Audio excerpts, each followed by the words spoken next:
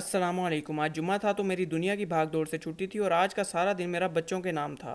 जी बेटा, आप क्या कह रही हो? मुझे टीसी दी आपने टीसी नहीं दी ना। अच्छा जी। फाइनली बच्चों को रेडी करने के बाद हम घर से निकल ही रहे थे कि रंग में भंग डालने के लिए एक क्लाइंट की कॉल आ गई। बिलीव मी, लोग जुम्मे वाले दिन भी सुकून नहीं करने देते। और फिर काम फाइनलाइज करने के बाद फाइनली मैंने बच्चों को लिया और घर से रवाना हो गया। और 20 मिनट्स की ड्राइव करने के बाद मैं पहुंच गया मस्जिद किबलतैन, जो कि हमारे घर से 12 किलोमीटर के डिस्टेंस पर है।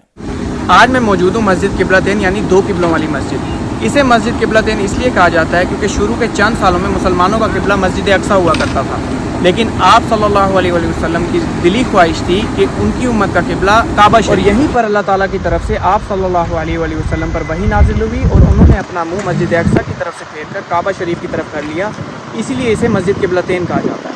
उसके बाद ईशा का टाइम हो चुका था तो मैं नमाज अदा करने के लिए अंदर पहुंच गया। वहां से निकलने के बाद सबको लगी हुई थी भूख, तो मैं बड़े इत्मीनान से बैठकर बेगम का ऑर्डर सुन रहा था। और फिर फाइनली मोमोज लेने के लिए मैं शॉप पर पहुंच गया, जो कि बहुत खूबसूरत लग रहे थे। और गाड़ी में पहुंचते ही बेगम और मेरी मोमोज पर जंग हो गई, जो कि हमेशा की तरह मैं ही जीता।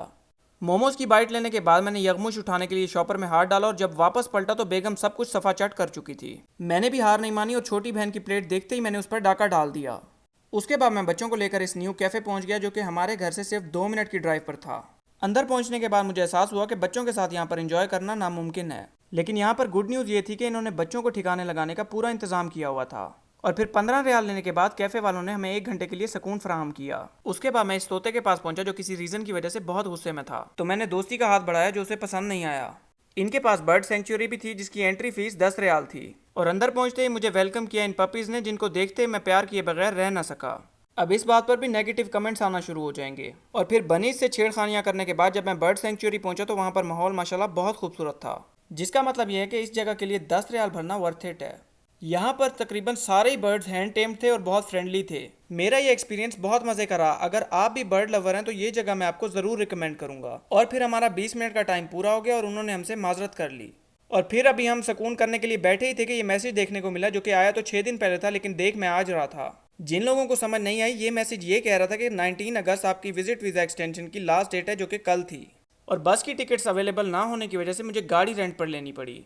काफ़ी देर घूमने फिरने के बाद फाइनली मुझे एक गाड़ी पसंद आ गई और उसका पेपर वर्क कंप्लीट करने के बाद मैं गाड़ी लेकर निकल पड़ा, जो कि जेब पर इतनी भारी पड़ी कि मैं पूरा रास्ता सदमे से बाहर नहीं आया। और घर पहुंचते ही हम लोगों ने सीधा पैकिंग शुरू कर दी, क्योंकि सुबह हम लोगों ने निकलना था। और इसी के साथ आज का व्लॉग हुआ एंड। कल तक के लिए अल्लाह हाफिज़।